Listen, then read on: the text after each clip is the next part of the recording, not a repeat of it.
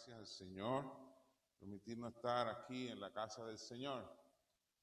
La gente va a los estadios a aclamar a celebridades, a aclamar a personalidades, a aclamar a figuras.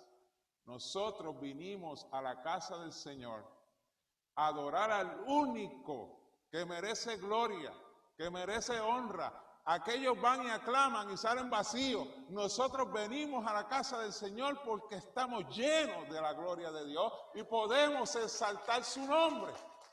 Así que estamos delante de la presencia de Dios, no delante de los hombres, amada iglesia. Así que mi actitud tiene que ser una de regocijo porque antes estaba perdido y ahora fui hallado y ahora vivo en el Señor, pero también porque tengo una esperanza. Y esa esperanza dice la palabra que me santifica a aquellos que guardan esa esperanza en Cristo Jesús. O sea, la esperanza de que un día nosotros vamos a estar delante de la presencia del Señor. Yo no sé si eso usted lo anima, yo no sé si eso usted lo transforma, pero a mí me crea una expectativa tremenda, porque ahí va a ser un escenario donde vamos a estar en la comunión de los santos adorando al único que merece gloria. Amada iglesia, eso es una experiencia extraordinaria y yo anhelo estar allí, pero no solo, con todos ustedes. Viene a mi mente el momento donde Jesucristo iba a la cruz.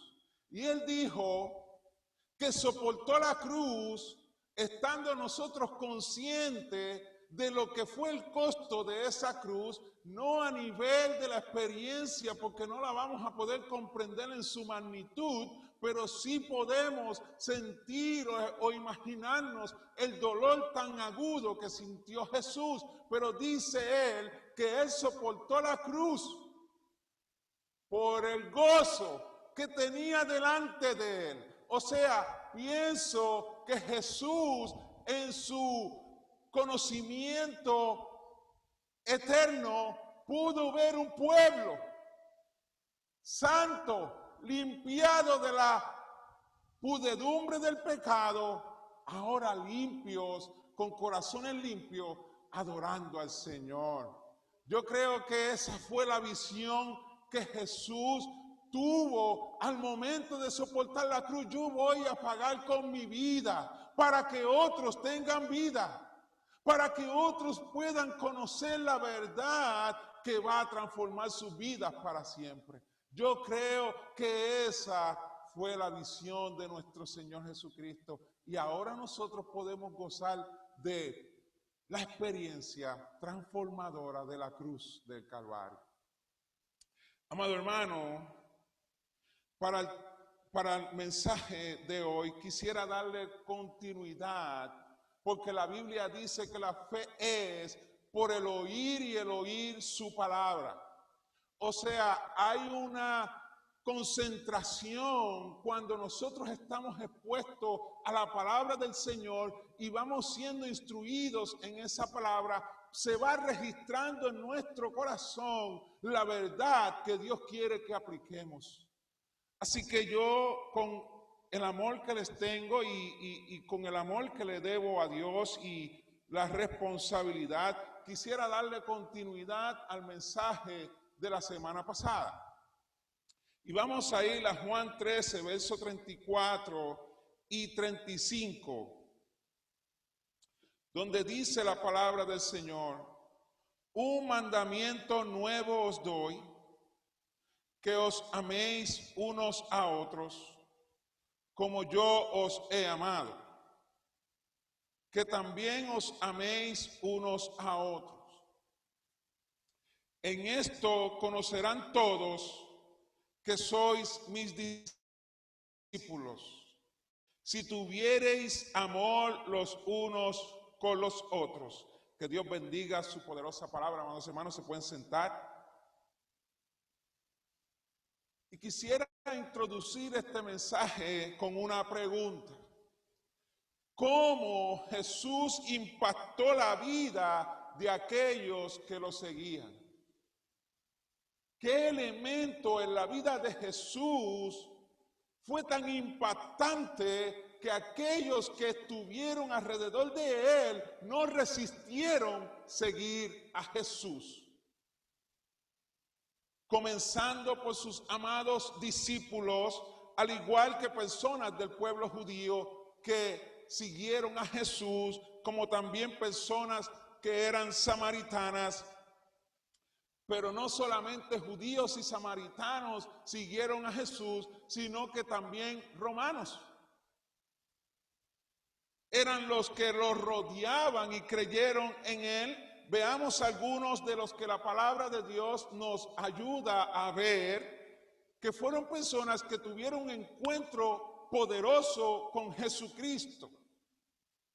Y ahí podemos destacar a José de Arimatea, a quien la palabra de Dios describe que era un discípulo de Jesús, al igual que Nicodemo, pero también a la mujer samaritana, que tuvo un encuentro con Jesucristo. Y aquí hay un dato bien interesante en esta mujer, porque cuando ella tuvo un encuentro con Jesús, se dio un diálogo entre ella y Jesús bien interesante. Pero ese diálogo la impactó de una manera tremenda, que esa experiencia que ella tuvo con Jesús de amor fue y la compartió con aquellos compueblanos que ella tenía. O sea, la mujer samaritana se convirtió casi inmediatamente en una evangelista, porque al llevar el mensaje de la experiencia que tuvo con Jesús, despertó. Recuerda una cosa, que el ser humano fue creado para amar y ser amado. Esa mujer fue amada por Jesús, y si usted ha leído la historia puede llegar a esa conclusión. Y ese amor fue tan impactante que ella lo compartió con aquellos que eran sus conciudadanos, y en ellos despertó. Si este hombre, siendo judío, amó a esta mujer que era samaritana, y si usted conoce la historia, habían como unas incomodidades entre ambos pueblos. Yo quiero conocer a este Jesús. Y ellos fueron y también creyeron en Jesús. Gloria a Dios por hombres y mujeres que no callan lo que Dios ha hecho con ellos. Que tienen, es como Pablo decía, el amor de Cristo me constriñe, me impulsa. No me puedo quedar callado. A yo compartir la gracia de Dios en mi vida. Pero también el centurión, aquel hombre a quien Jesucristo describe como un hombre de fe, hasta llegar a usted y a mí y a todos los que creerán en él a lo largo de la historia de este mundo. Así que la respuesta a la pregunta, ¿cómo Jesús impactó la vida de los que le seguían?, la vemos en Juan 13:1. Si usted es tan amable, por favor, vamos a la palabra del Señor, a Juan 13:1, donde dice la palabra del Señor, para la gloria del Padre, del Hijo y del Espíritu Santo. Amén. Antes de la fiesta de la Pascua, sabiendo Jesús que su hora había llegado para que pasase de este mundo al Padre, como había amado a los suyos que estaban en el mundo, escuche bien cómo termina ese texto, los amó hasta el fin. Ahí usted entiende la respuesta a la pregunta. ¿Cómo Jesús impactó la vida de aquellos que le seguían? Esa es la respuesta. En el verso 1 de Juan 13, destaca y resalta un elemento vital y trascendental en las vidas que Él vino a salvar, y eso nos incluye a usted y a mí, pero también en aquellos que le seguían a Jesús como maestro, y este elemento claramente es el amor. Como había amado a los suyos que estaban en el mundo, los amó hasta el fin. Este texto nos da la oportunidad, amada iglesia, de ver y reflexionar en la profundidad de su amor, en la profundidad de su amor para con cada uno de nosotros. El amor de Dios por usted y por mí fue tan profundo que Dios extendió su mano hasta las profundidades del pecado en las cuales usted y yo vivíamos y nos sacó de ese lugar tan horrendo. Ahí Dios metió su mano para libertarnos de la esclavitud en que vivíamos y salir de aquel pozo de la desesperación. Y entonces ahora Él puso en nuestra boca un cántico nuevo y alabanzas a su nombre. Así de profundo es el amor de Dios para con cada uno de nosotros, que extendió su mano a donde nadie podía llegar. Porque el problema del hombre no es externo, es interno. Tiene que ver con su corazón. Así de grandioso y profundo es el amor de Dios. Pero también es un amor expansivo. Y ese amor se ha expandido no solamente en el momento en que Dios nos rescató de nuestra condición de pecado, sino que ha continuado desde ese momento hasta que Él venga por su iglesia. Nunca nos va a abandonar porque bien claro hemos aprendido que su amor es hasta el fin. Nos amó hasta el final.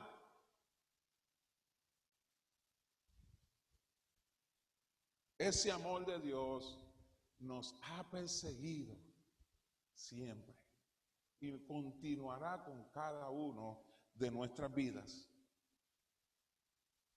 El amor que hemos recibido de Dios a través de su Hijo Jesucristo, pero también, amado hermano, Jesucristo es el ejemplo de su amor. Es el ejemplo de lo que en esencia Él es. Porque la Biblia dice que Dios es amor. Y todo el que ha nacido de Dios ama porque Dios es amor. Así que, pero fíjense que ese amor nos ha impactado a cada uno de nosotros, pero es el amor que debemos continuar practicando. Ahí es donde nosotros comenzamos a ir un poco más lento.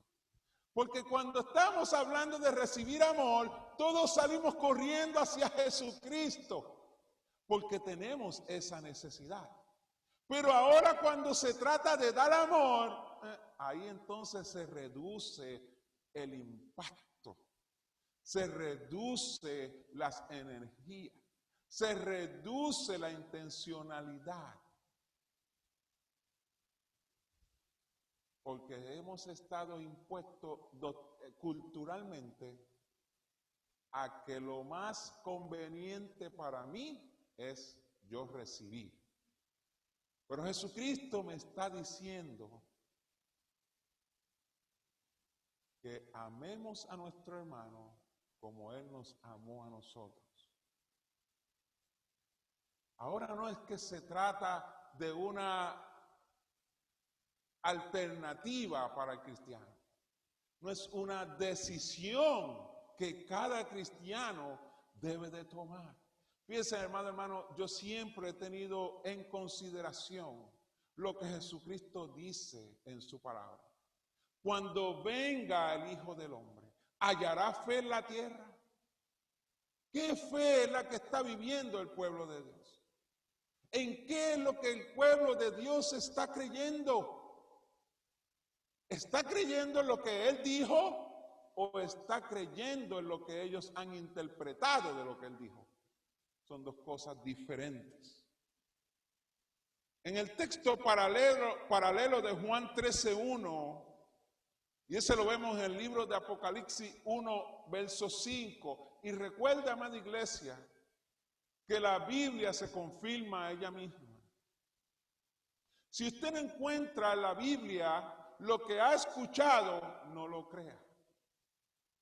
porque la palabra de Dios nunca se equivoca. Apocalipsis 1, verso 5, y de Jesucristo, el testigo fiel, el primogénito de los muertos y soberano de los reyes de la tierra, al que nos amó y nos lavó de nuestros pecados con su sangre. Y este amor no implica que Jesús tolera el pecado del hombre. No. Sino el medio. El amor de Cristo es el medio para romper con el pecado del hombre. Porque por causa de su amor a la humanidad, que nos incluye a usted y a mí, fue que Él vino a quitar el pecado del mundo. El amor de Dios no tolera el pecado, sino que es el medio para que el hombre pueda ser libre del pecado. Puedo considerar, amado hermano, con el debido respeto que le tengo y al conocimiento doctrinal de cada uno de ustedes, pero tomando como base lo que la Biblia nos enseña, que no puede errar, que Jesús nos está ayudando a través de su palabra, pero a través de su ejemplo, a cómo aplicar lo que Él nos invita a hacer en Juan 13:34. No sé si me están siguiendo. Jesús tuvo una vida terrenal y en esa vida terrenal impactó al mundo que lo rodeaba por medio de su amor, a tal punto que ese amor fue tan abundante en la vida del hombre que Él dio su vida por ellos.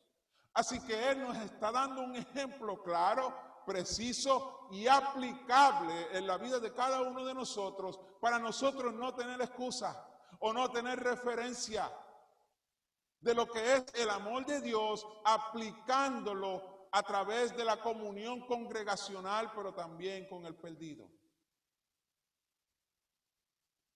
Y quisiera destacar a modo de paréntesis lo que dice Santiago 1:25.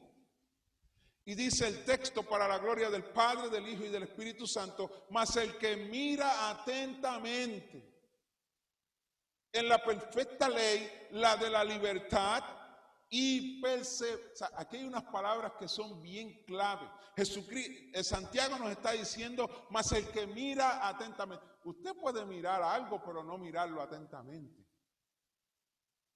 O sea, yo puedo mirar hacia la cabina, donde está el hermano Carlos y Jacob, mi hijo, pero no mirar atentamente. Y ahí hay dos cambios en la visión. Yo puedo mirar y puedo ver imágenes, puedo ver cosas, objetos, pero no puedo distinguir color, no puedo distinguir posiblemente rostros, no puedo distinguir personas. Pero cuando miro atentamente, yo puedo decir, hermano Eric tiene una camisa azul con una corbata violeta, porque estoy mirando atentamente a Eric. Ahora Dios nos está invitando a mirar atentamente. Así que hay un enfoque en lo que Dios quiere que yo observe. El que mira atentamente en la perfecta ley, la de la libertad, y persevera en ella, no siendo oidor olvidadizo, y esa palabra subráyela si tiene la bondad, sino hacedor de la obra, este será bienaventurado en lo que hace. Así que el texto dice, más el que mira atentamente la perfecta ley, la de la libertad. Recuerden que el verso de la semana pasada, el Salmo 19:7, dice que la ley de Jehová es perfecta, que transforma el alma, que cambia el alma. Así que aquí vemos dos textos que se parecen. Y persevera en ella, no siendo oidor olvidadizo. Dios está enseñando que no es solo mirar atentamente en la perfecta ley, es importante, y perseverar en ella. Hay que cuidarse de no ser un oidor olvidadizo. Y ahí es donde también, como personas, como seres humanos. Recuerde que Dios nos está hablando a nuestra realidad. Y yo no sé usted, pero nuestra realidad es así. Y más adelante lo vamos a ver. Así que Dios nos está diciendo que nos cuidemos de no ser un oidor olvidadizo. Así que cuando usted viene a la casa del Señor a escuchar su palabra, o va a tomar un curso de computadora, o de jardinería, o va a un training de algún trabajo, escuche bien, ¿qué es lo que va a hacer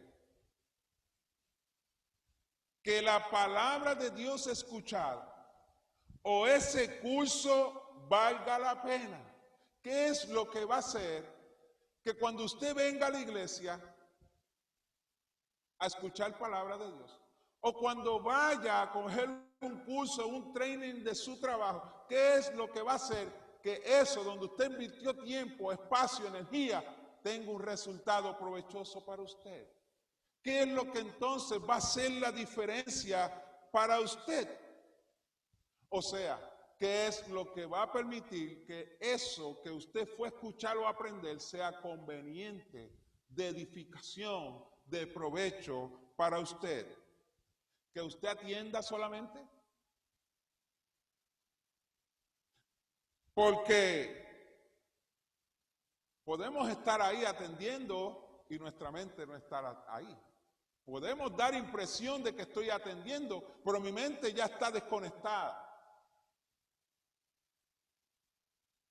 ¿Qué va a hacer? ¿Qué es lo que va a hacer la diferencia en el momento donde usted viene a escuchar palabra de Dios? Que usted escuche atentamente o que practique lo que está siendo aprendido, o que practique lo que está siendo enseñado. Son dos variables. Usted puede escuchar y atender, pero si no practica lo que está aprendiendo, no creo que va a ser de provecho.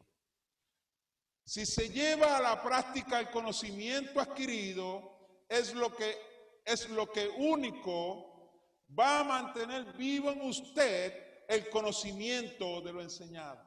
Si usted lleva a la práctica lo que usted aprendió, es lo único que va a mantener vivo el conocimiento de aquello que le fue enseñado. De manera que este conocimiento sea parte de su estilo de vida. ¿Ve? Porque está vivo en usted. No es algo apático ni algo aislado, es un estilo de vida lo que usted lleva a la práctica. O mejor dicho, lo que se manifiesta en la práctica. Y por consiguiente, usted pueda progresar. Eso es lo que dice el texto, ¿verdad?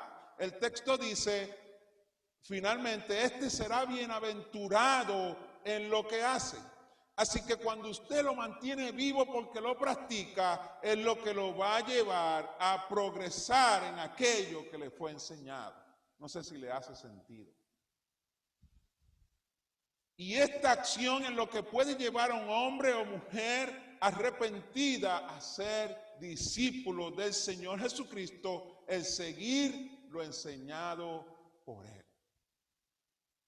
Es lo único que lo va a usted destacar como una mujer o hombre de Dios. Cuando usted lleva la práctica, por eso el Señor está siendo enfático en que no solamente atendamos, eso es importante, esa es la centralidad, pero ahora eso que usted está atendiendo atentamente, llévelo a la práctica. No sea oidor olvidadizo, porque no va a progresar en lo que está atendiendo.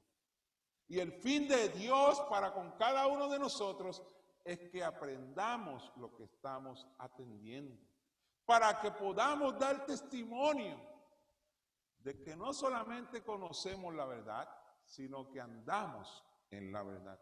De lo contrario, amado hermano, las posibilidades de que ese conocimiento de la palabra de Dios se vaya disipando a lo largo del tiempo son sumamente altas. Lo que evitará su crecimiento espiritual, y no crea usted que el conocimiento espiritual viene porque usted conoce la Biblia. Mira, hermano, hay teólogos enseñando teología en cursos o seminarios que no son cristianos y conocen la Biblia. Eso no tiene sentido, porque usted está serio. O sea, es como yo coger un libro de leyes y enseñar algo que yo no sé. Porque en la humanidad yo no puedo discernir lo que dice la palabra de Dios si no me es revelado por el Espíritu Santo, porque la carne, dice la Biblia, que no puede discernir lo espiritual. Pero hay personas haciendo eso. Y hay personas que conocen la Biblia de tapa a tapa y te citan una escritura pero a las millas. Pero esa misma rapidez que tienen para citar la Biblia no se ve en su estilo de vida.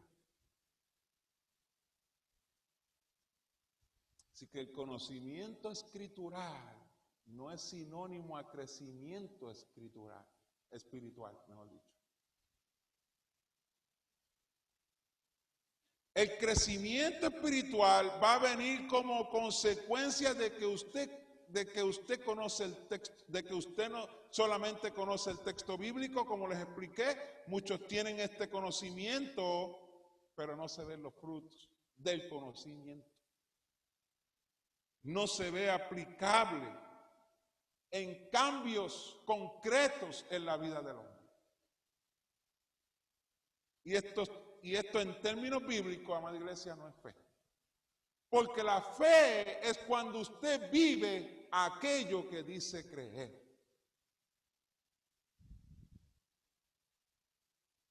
Por sus frutos los conoceréis. Ve, la fe produce frutos dignos de arrepentimientos. Así que como único usted y yo vamos a dar testimonio de la verdad, no es porque conozcamos el texto, sino porque el texto ha transformado mi vida de tal manera que no puedo resistirlo a aplicarlo. Y esto es lo que explica de manera magistral el Señor Jesucristo en Mateo 7:24. Cualquiera pues que me oye estas palabras y las hace, le compararé a un hombre prudente que edificó su casa sobre la roca. Claramente Jesús está evidenciando que el oír es parte fundamental del proceso de crecimiento espiritual, pero también resalta a la prudencia. Ve, la prudencia, amado hermano, es cuando usted ve que su estilo de vida le está trayendo problemas, que la manera en que estamos viviendo está afectando mi manera de vivir, y usted entonces es ávido, es diligente en buscar cómo hacer cambios en su vida. Usted entonces reconoce que está fallando en áreas personales de su vida, pero usted dice: yo no voy a ser irresponsable y seguir viviendo de la manera incorrecta, sabiendo que hay una palabra que puede entonces restaurar esa manera de vivir. Pues entonces ahí yo aplico la prudencia y busco en Dios la corrección a aquellas áreas de mi vida que necesitan ser corregidas. Así que utiliza la prudencia como aquello que da testimonio del valor que le damos a su poderosa palabra. Somos prudentes, amado hermano, cuando le damos valor a la palabra del Señor. Cuando la llevamos a la acción, cuando usted y yo valoramos alguna enseñanza recibida, el efecto inmediato es ser prudente. Cuando hay valorización a la palabra de Dios, hay un efecto inmediato, y es ser prudente en ejercer esa enseñanza. El crecimiento espiritual es el efecto de la aplicación de la Escritura, o sea, de su palabra, de la cual es el fundamento firme, Jesucristo. Pedro tuvo varias situaciones en su vida con el Señor. pero de cada una de ellas aprendió. Y vemos cómo fue el crecimiento espiritual a tal punto que en su primer mensaje se convirtieron miles de personas.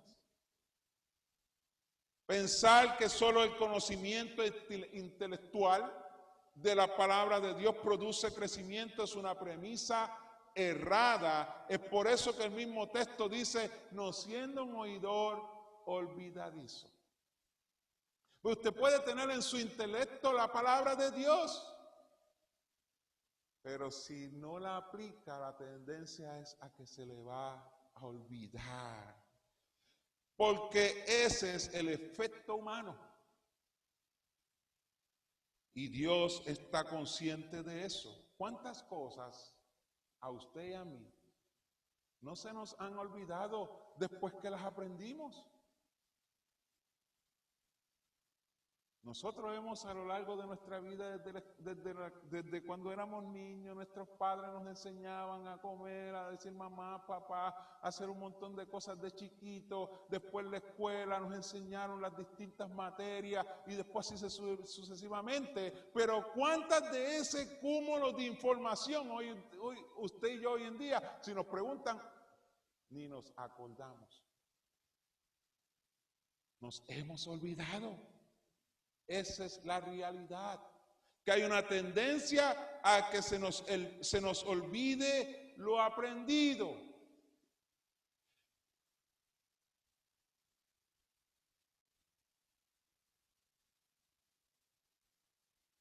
Pero cuántas cosas, de esas muchas, que usted todavía las aplica o las tiene vivas, perdone, ¿cuántas cosas de esas que usted hoy aplica no ha sido así por el hecho de que usted las lleva a la práctica continuamente?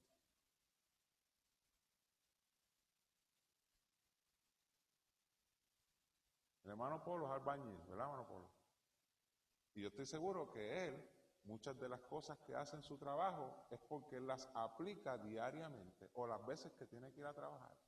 Si Polo está un año en su casa sin ir a trabajar, cuando vaya puede ser que las cosas que él aplicaba, muchas de ellas necesite que aprenderlas de nuevo. Así que la clave está en no ser un oidor olvidadizo, sino un hacedor de la palabra del Señor. Siempre lo diré, Dios nunca se equivoca. Quienes nos equivocamos somos nosotros cuando no hacemos lo que Dios dice. J.C. Riley dijo, el secreto de un cristianismo vigoroso, fuerte y potente para todos los días es estar, escuche bien, el secreto de un cristianismo vigoroso, enérgico y potente, fuerte, para todos los días es estar siempre buscando a Jesús.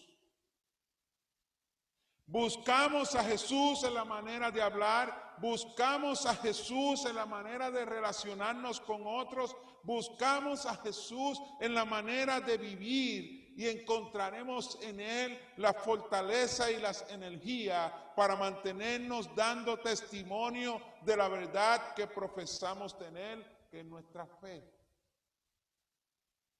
El mandamiento de Jesús a sus discípulos, entre los cuales nosotros estamos incluidos, establece un punto de referencia, amados hermanos, y es el siguiente: que nos amemos unos a otros como Él nos ha amado.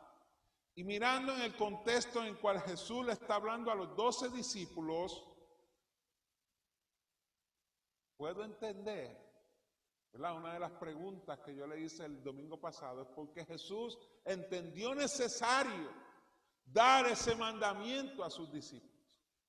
Ahora, cuando usted mira el contexto de los 12, usted va a ver unas características que lo van a ayudar a entender por qué eso era necesario para ellos, pero también para nosotros.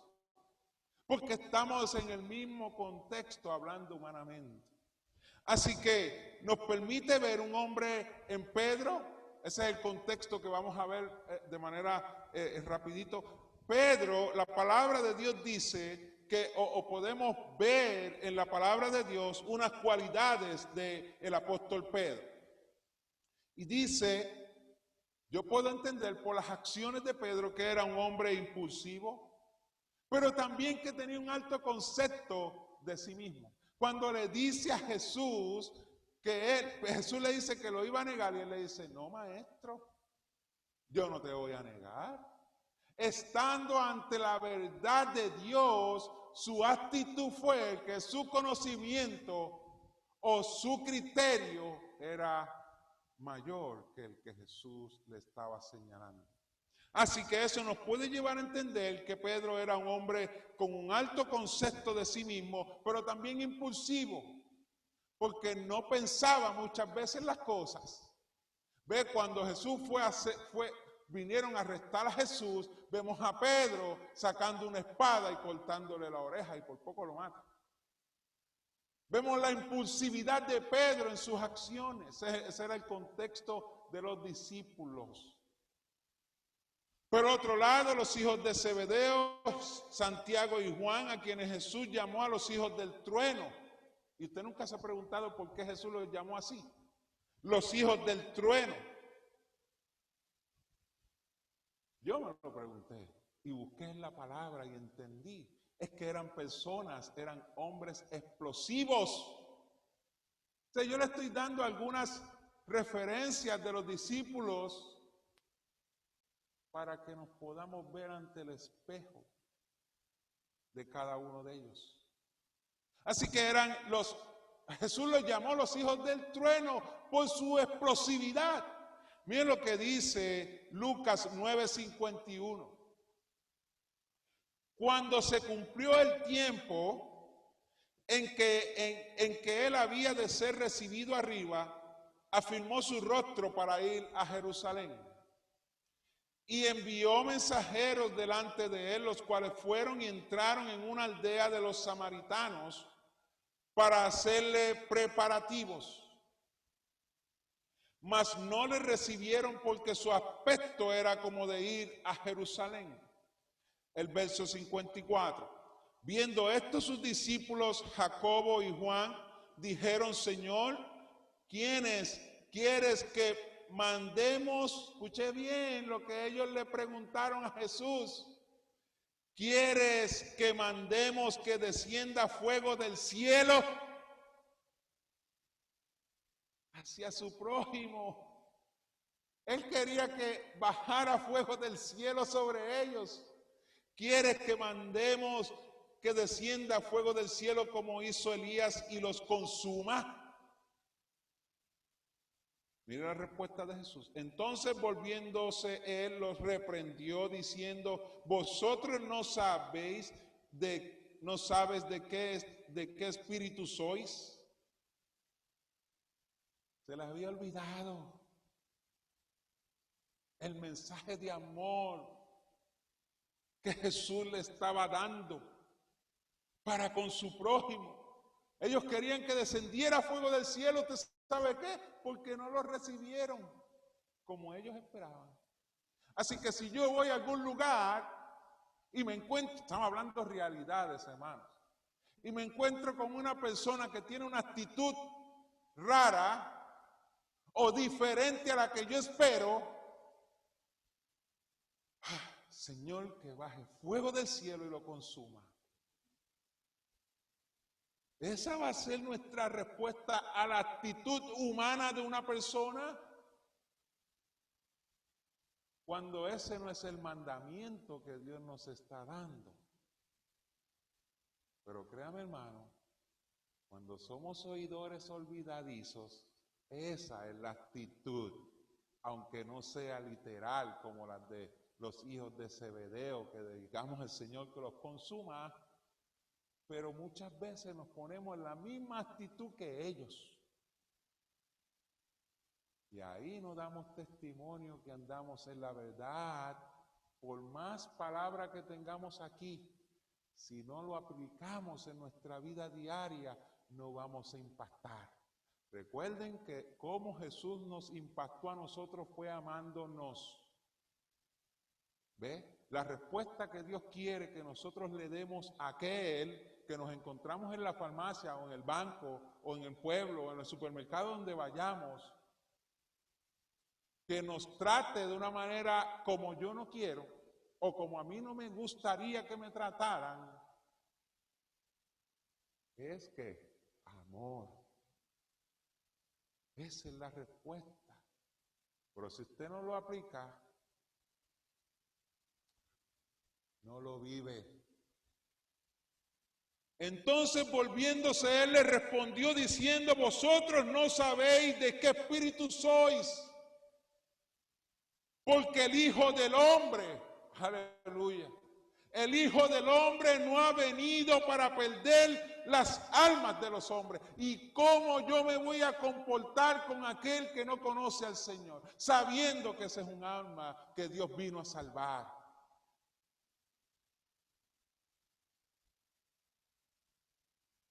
Yo espero, amada iglesia, que estemos siendo sensibles. Yo los amo. Y esto que Dios ha puesto en mi corazón, compartir con ustedes.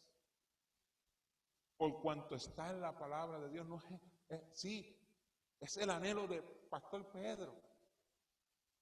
Pero es el corazón de Dios revelándose a su iglesia. Dios quiere reformar nuestro corazón, amado hermano. Que no sigamos siguiendo siendo cristianos por nombre y no discípulos.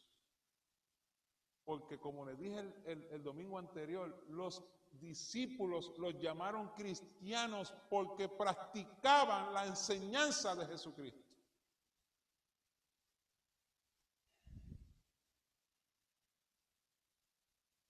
El Hijo del Hombre no ha venido para perder las almas de los hombres, sino para salvarlas, y se fueron a otra aldea. Y en adición llegaron a causar estos hijos de Zebedeo cierta indignación entre los demás discípulos, ya que el libro de Mateo explica en capítulo 20, verso 21, que la mamá de ellos solicitó a Jesús que uno se sentara a la izquierda y otro a la derecha cuando él estuviera en su reino. Y mire lo que dice entonces Mateo 20 y 24, este es el contexto de los 12, pero también se aplica a nosotros. En Mateo 20, 24, cuando los 10 oyeron esto, se enojaron contra los hermanos. Mire lo que produjo la actitud de estos dos hombres, que los otros 10 se enojaron contra los hermanos. Escuchó bien. Estos 10 se enojaron contra Santiago y Juan por sus acciones, aunque un tanto imprudentes, pero también egoístas. Si pudiéramos ir uno a uno entre los 12, encontraríamos realidades como nosotros tenemos las nuestras, que no difieren de las de ninguno de ellos, y es por eso que Jesucristo, tanto a ellos como a nosotros, aunque somos un poco más de los 12, nos dice: un mandamiento nuevo os doy, que os améis unos a otros como yo os he amado, que también os améis unos a otros. Así que Jesús les presenta la única manera de permanecer unidos como iglesia, a pesar de las situaciones que puedan presentarse entre ellos o entre nosotros.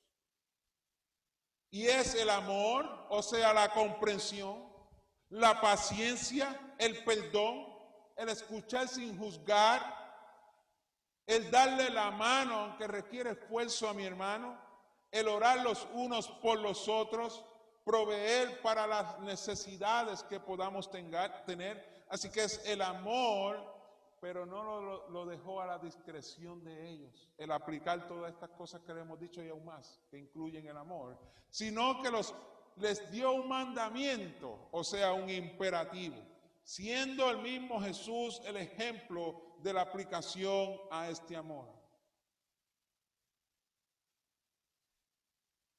Pedro negó a Jesús 3 veces y aún maldijo cuando negó a Jesús. Pero fíjense en la actitud de Jesús para con ese Pedro. que lo había negado.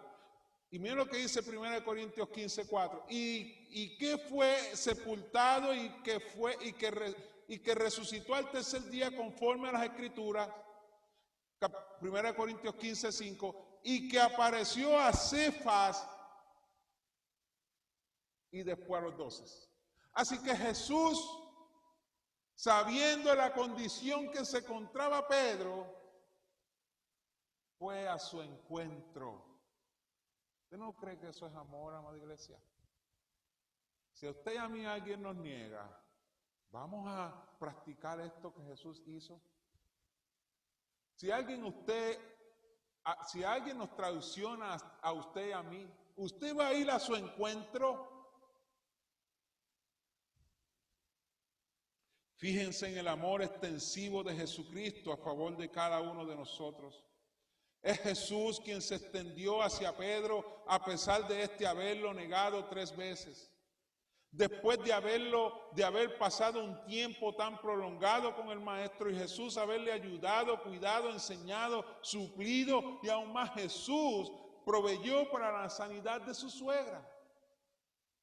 Obviamente Jesús sabía el sufrimiento que Pedro sentía y vivía a causa de haber pecado contra él, pero no lo dejó así.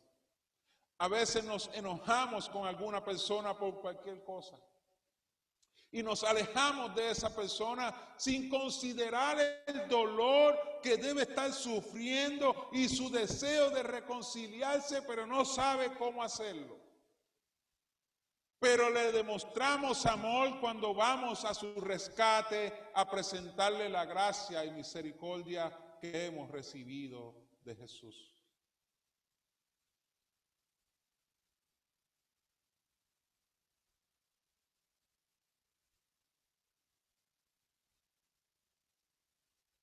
Dios se extendió hacia nosotros para perdonarnos, para amarnos.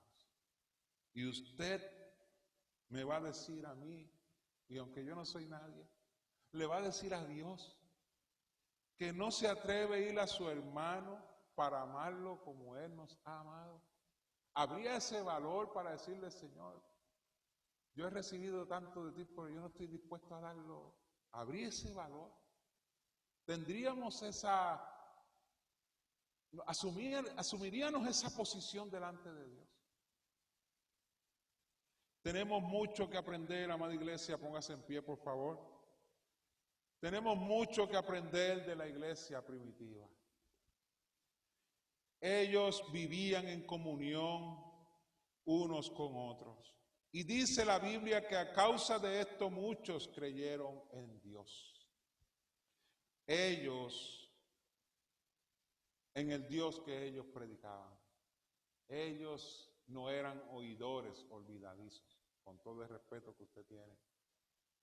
Ellos eran hacedores de la palabra de Dios. Y eso impactó al mundo que los observaba. Y ahí Dios añadía a la iglesia los que iban a ser salvos. Hechos 2:46 dice, y perseveraban unánimes cada día en el templo y partiendo el pan en las casas, comían juntos con alegría y sencillez de corazón. Ahí no había orgullo, no habían celos, no habían egos, había un corazón humilde entre ellos. Alabando a Dios y teniendo favor con todo el pueblo y el Señor.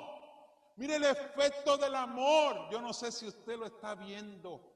El efecto del amor de la iglesia del Señor es que Dios va a añadir a la iglesia los que han de ser salvos, porque Dios jamás va a permitir que venga una persona por ahí y el testimonio que ve aquí lo lleve a salir de nuevo para afuera. Se supone que esa persona encuentre aquí lo que anhela, el amor de Dios que ha sido derramado en nuestros corazones. Se supone que esa persona encuentre aquí el remanso de amor de parte de Dios. Una iglesia que lo abrace, que lo ame y que no lo juzgue. Gloria a Dios. Una iglesia que esté dispuesta a poner a Dios primero y no a sus sentimientos. Este es el modelo de la iglesia bíblica, el que acabamos de leer en Hechos 2:46, y les digo que estudien ese texto hasta la saciedad para que lo pongamos en práctica. Este es el modelo de la iglesia bíblica. Este modelo está totalmente fuera de la tradición cultural. Este no es una tradición cultural. Nosotros los hombres hemos hecho de la iglesia una tradición cultural, la hemos adaptado a nuestra cultura. O sea, no es un modelo establecido por los hombres, que es donde ha estado el estancamiento de la iglesia, en seguir modelos de hombres. Eso ha estancado a la iglesia y no la ha permitido progresar, por lo que la misma Biblia dice, no estamos aplicando lo que Él nos ha invitado a hacer. Ahí es que vamos a progresar, si practicamos lo que Él dice. Pero si practicamos nuestro modelo, no. Se supone que nosotros evangelicemos, empezando por aquellos que nos rodean, porque yo me puedo parar a hablarle a aquel que está allí en el supermercado, pero ese me va a ver posiblemente ese día y no me vea más. Pero a mi vecino, ese me ve todos los días. A ese es que Dios quiere que yo evangelice. A ese es que Dios quiere que yo le dé testimonio, porque ese me va a ver todos los días. A ver si lo que yo digo y presumo vivir se ve en mi día a día. Se ve reflejado en cómo yo vivo y me comporto. Por eso muchas veces el modelo del hombre es evangelizar allá afuera, pero a los de la casa no, porque posiblemente no se quieren comprometer a dar testimonio de la verdad. El modelo de Dios es el que el Señor respalda y avala, pero también apoya, porque es el que está fundamentado sobre el amor y no la carne o ideologías humanas.